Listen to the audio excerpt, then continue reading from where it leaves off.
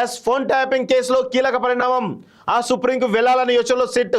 Prabhakar Rao custodial enquiry కోసం petition అంటూ చూస్తా ఉన్నాం. సో ప్రభాకర్ రావు ఈ కేసు ఫోన్ ట్యాపింగ్ కేసులో ప్రధానమైనటువంటి నిందితుడు. వీడు కేసీఆర్ పేరు కానీ, సంతోష్ రావు పేరు కానీ, కేటీఆర్ పేరు కానీ చెప్పడు. 100% చెప్పడు. ఆయన నేనే చేసిన ఉన్నతాధికారులు అంటాడు. ఉన్నతాధికారులు మరి ఎవరి పేర్లు చెప్తారో చూడాలి. సో ఇవన్నీ కూడా ఉన్నాయి ఇక్కడ. చాలా పద్ధతిగా, చాలా తెలివిగా గతంలో పనిచేసిన డీజీపీలను హోంశాఖ శాఖలో ఇరికిచ్చేటువంటి ప్రయత్నం చేస్తాను, కుట్ర చేస్తున్నాడు ఈ దొంగ. చేసిందే లంగాలుచ్చ పని, దానికి పైన ఇంకా చేస్తా ఉన్నాడు వీడు. సో ఎంక్వైరీకి పూర్తిగా సహకరించాలని ఇప్పటికే సుప్రీం ఆదేశం. అయినా ప్రభాకర్ రావు నుంచి సిట్కు సహకారం అంతంతే. అందుకే ప్రభాకర్ రావు కస్టోడియల్ ఎంక్వైరీ కోసం సుప్రీంకు సిట్ అంటూ చూస్తా ఉన్నాం. బెండు తీస్తే కానీ నిజాలు రావు. విని బెండు తీస్తే నిజాలు వస్తాయి. మీకు చేత కాకపోతే చెప్పండి, మాకు ఇవ్వండి. వాడి నుంచి నిజాలు 2 రోజులు రాబడతాం. 2 రోజులు రాబడతాం మన దగ్గర నుంచి.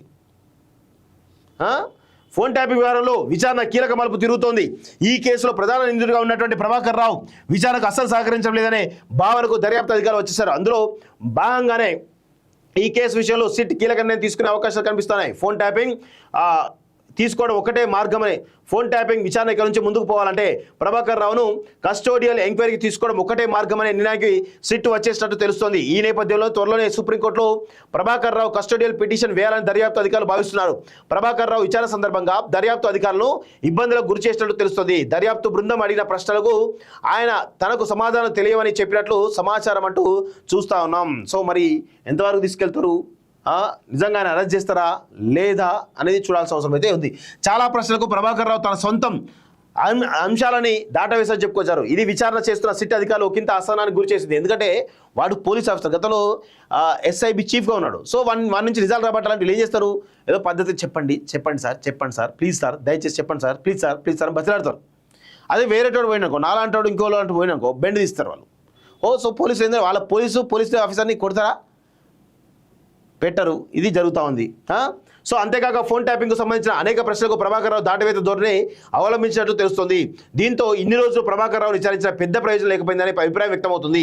ఈ నేపథ్యంలోనే ప్రభాకర్ రావును కస్టోడియల్ ఎంక్వైరీకి తీసుకోవాలని సిట్ అధికారులు భావిస్తున్నారు. ఈ మేరకు త్వరలోనే ప్రభాకర్ రావును ఇప్పటి వరకు చేసిన విచారణ, వాటికి ఆయన ఇచ్చిన సమాధానాలకు సంబంధించి మొత్తం వీడియో టేప్లను సుప్రీంకోర్టుకు చూపించి కస్టోడియల్ ఎంక్వైరీకి అనుమతి అడగాలని సిట్ చూస్తుంది. ఒకవేళ కస్టోడియల్ విచారణకు సుప్రీం పర్మిషన్ ఇస్తే ప్రభాకర్ రావు సిట్ అధికారులు తమదైన స్టైల్లో విచారించే అవకాశాలు కనిపిస్తాయి అంటూ చూస్తున్నాం. ఏముండదండి, అంత ఉత్తముచ్చటి తప్ప ఏమి కనబడదల్లా.